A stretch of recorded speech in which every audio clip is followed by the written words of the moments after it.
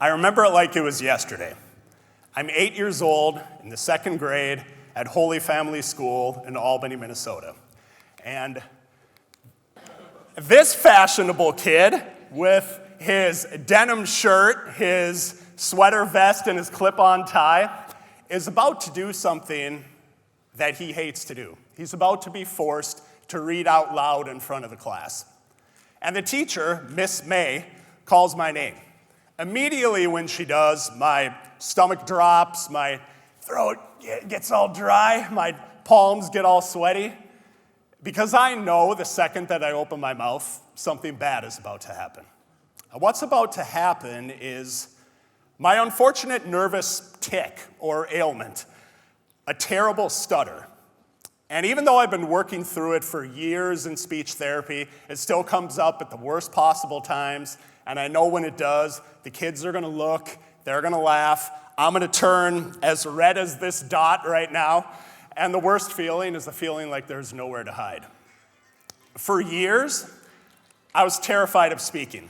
Literally, I was terrified of my own voice. I kid you not, I was that shy kid that would sit way in the back corner of the classroom, and when the teacher would ask a question, I would immediately put my head down, trying to avoid eye contact, because I was just deathly afraid of him or her calling on me.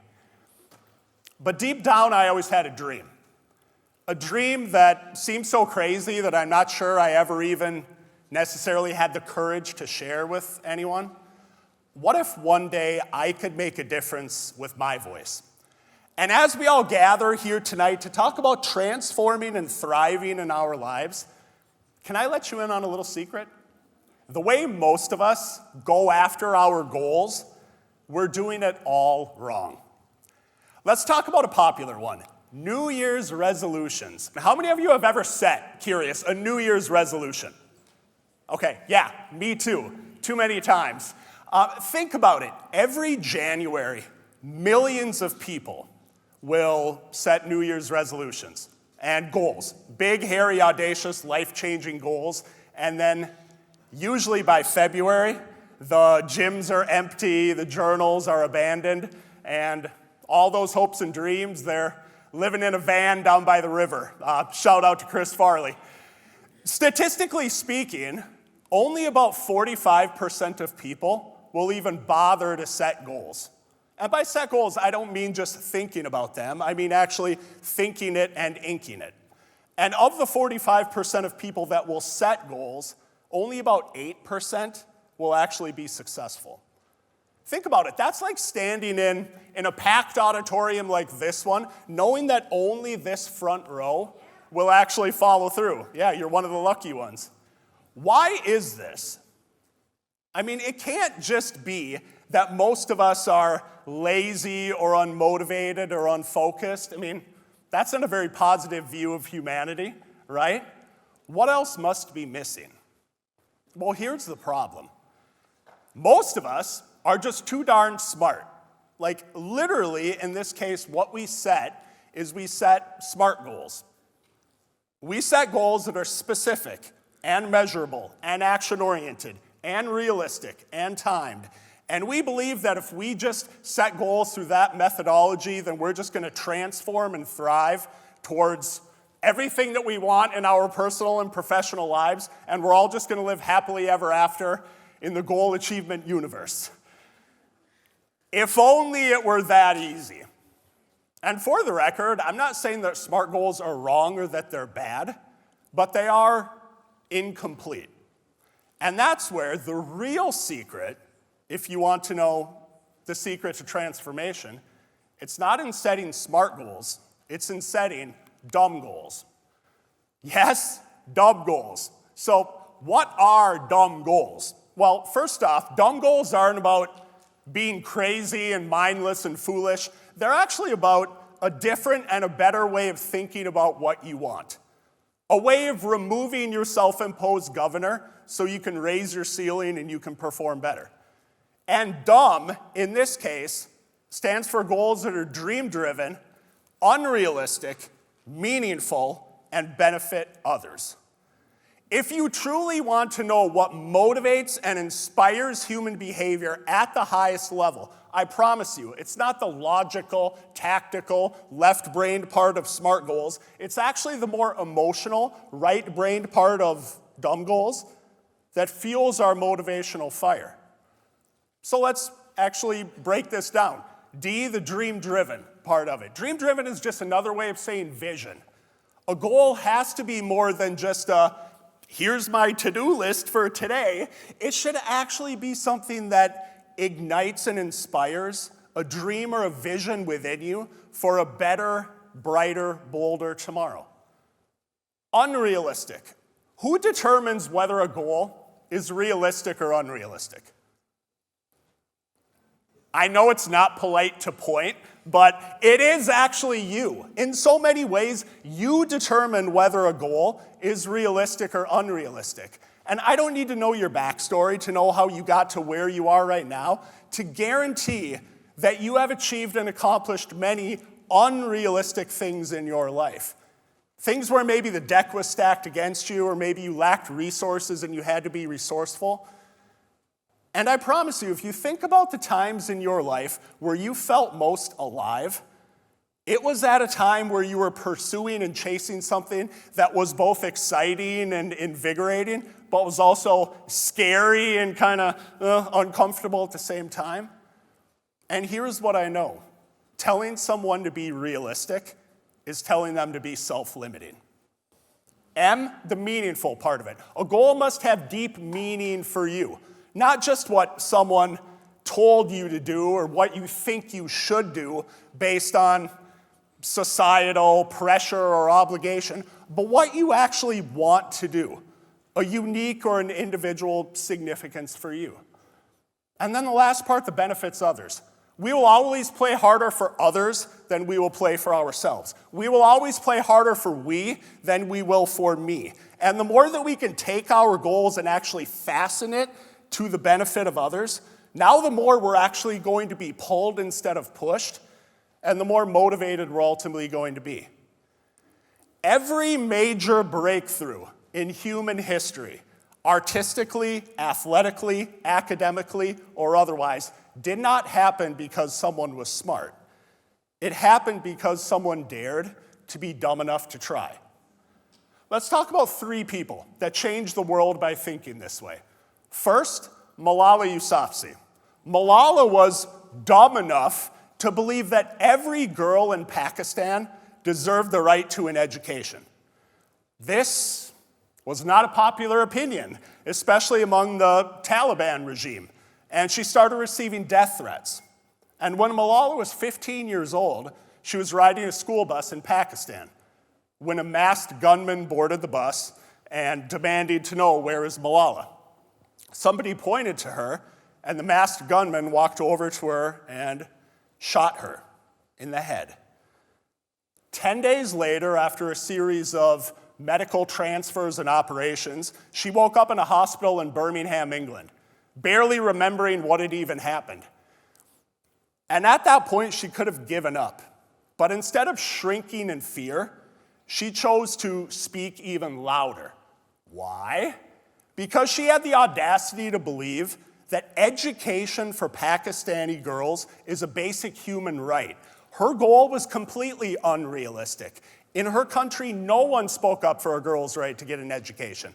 But it was her dream, and it benefited millions. The second story is not just near and dear to my heart, but it's actually very near and dear also to my stomach. I mentioned before that I grew up in Albany, Minnesota. Small town, 1,500 people, dead in the center of the state of Minnesota.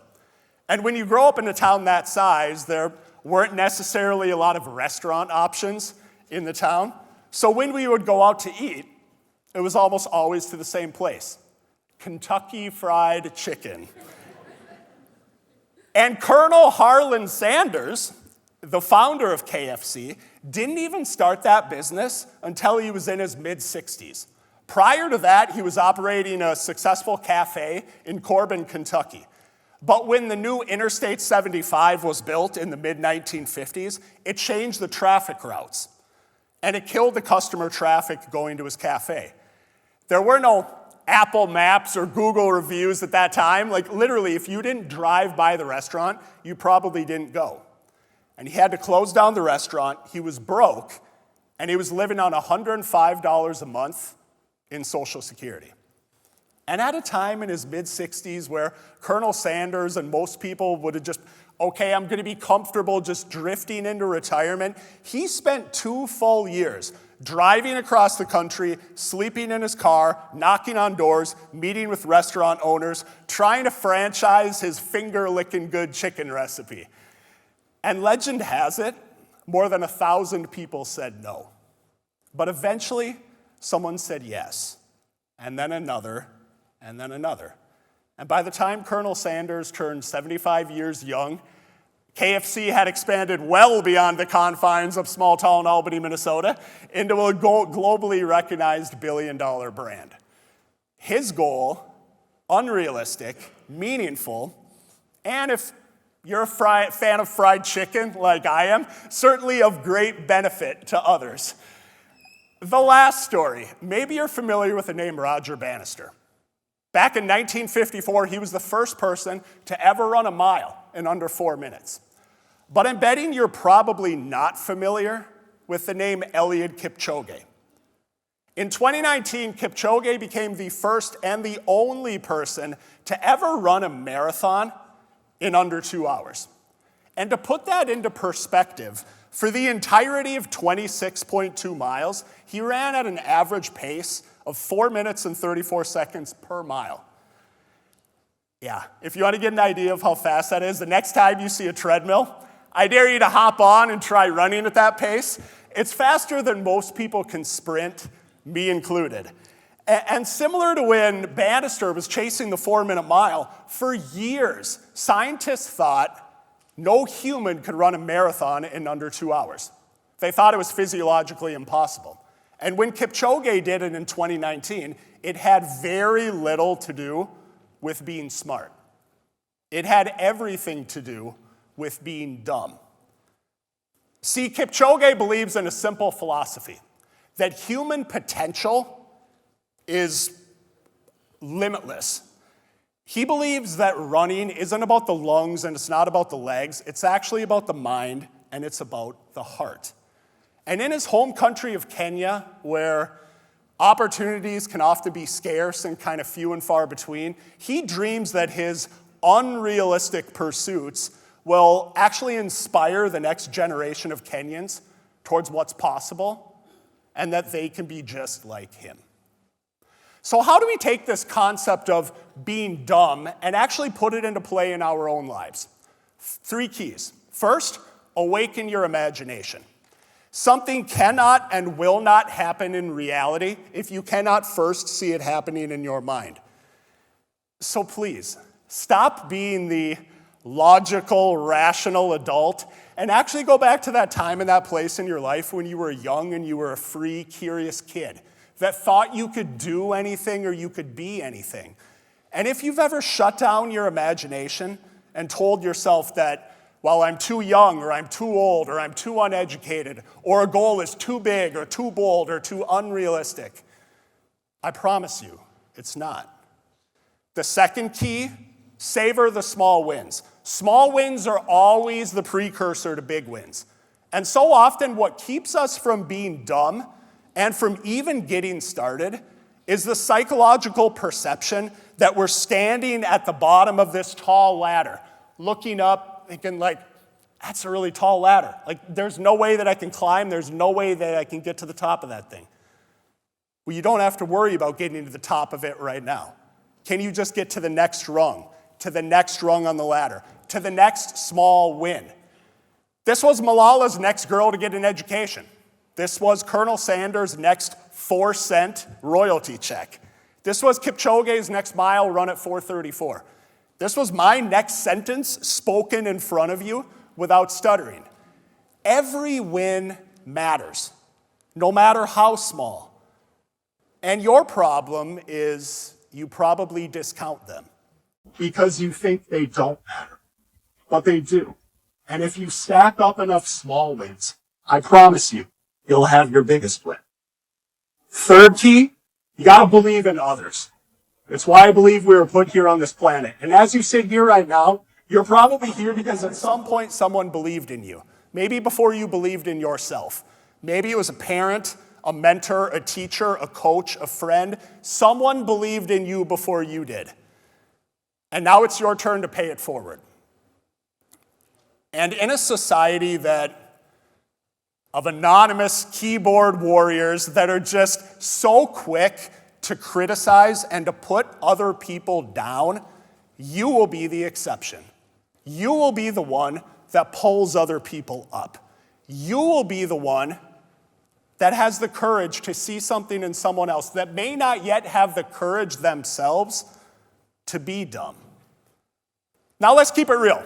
One thing is guaranteed to happen in your pursuit and your quest of doing this. You're going to encounter resistance. It's when, not if, it happens. It's the inevitable byproduct of dumb pursuits, and it's simply the universe's way of testing your character, of testing your resolve, of testing your intestinal fortitude. And at that point, you have a decision to make. You can quit, which is the easiest thing in the world to do.